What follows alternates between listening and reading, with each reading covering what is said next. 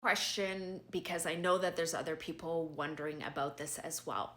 So the way I like to think about this is sort of in three main kind of categories when addressing nighttime urination. So the first category is sort of like what's going on with the nervous system. Number two is kind of what's going on within the body and the body's processes. And then the third sort of being mind-body connection. So within these three main pillars, we want to consider these 6 different steps. So the first step is kind of thinking about hydration, right? We need to be hydrating with water kind of consistently throughout the day. So we're not guzzling water, we're not taking large gaps of time in between water. We're sort of drinking fluids fairly consistent throughout the day, but we want to stop fluids about 2 hours before bedtime.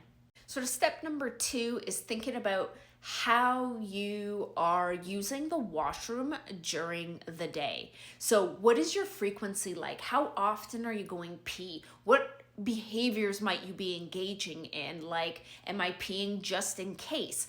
How often you go in the daytime can impact your bladder's capacity to hold urine at nighttime and may influence how many times you're waking up at night.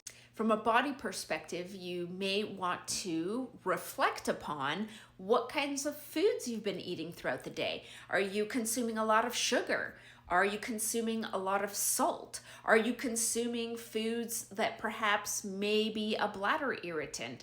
And this can impact our blood sugars and it can impact the amount of sodium in our bloodstream. And our kidney's job is to balance these things out. So it can either increase urine production or decrease urine production. So I think we need to consider how are we fueling our body and what are we fueling our body with that, how hard does our body have to work to sort of maintain balance?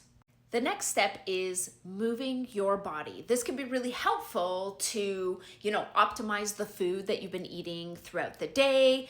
This is really helpful for managing stress, getting your body tired, getting you in a state that makes it easier for sleep. So moving your body, and that may include, stretching or something to kind of wind down, to open up, to release tension that we may unnecessarily be holding. And again, that's that mind-body connection piece. So I think movement can be really helpful for promotion of sleep and taking pressure off of the bladder and taking tension out of the muscles around the pelvis. So the fifth consideration is to think about calming your nervous system. So if you've had a really busy day, maybe you have additional things you have to do tomorrow, or there's meetings, or there's deadlines and projects. Our mind is super busy and can remain busy when we get quiet, right? So when it's finally time to go to sleep, that's when our mind's let me tell you about all the things that you didn't have time to pay attention to, right? So when our mind isn't settled, our body and our nervous system may not be settled. And again, the bladder itself may not be settled. So having a good nighttime routine, a good winding down, that could be, I'm gonna go for a walk. Moving your body is a great stress management tool. It could be doing some yoga. It could be doing some meditation or breathing practices, something that helps to sort of cool down and wind down the body before sleep. And the last consideration, of course, is learning how to use urge suppression techniques. So these are a variety of techniques that allows us to acknowledge the urge sensation to pee, but not get up immediately and go to the washroom. So these techniques are really about providing enough time for that urge reflex to calm, for us to regain more control, to create distance between urination. So this could be really helpful during the daytime to increase the amount of time in between pees, right? So that when nighttime comes, we're then able to hold more in our urine. And if we do wake up, what are some ways that we can focus on calming ourselves, calming that urge sensation to hopefully fall back asleep? But worst case scenario, if not falling asleep, again, creating that delay, and then over time,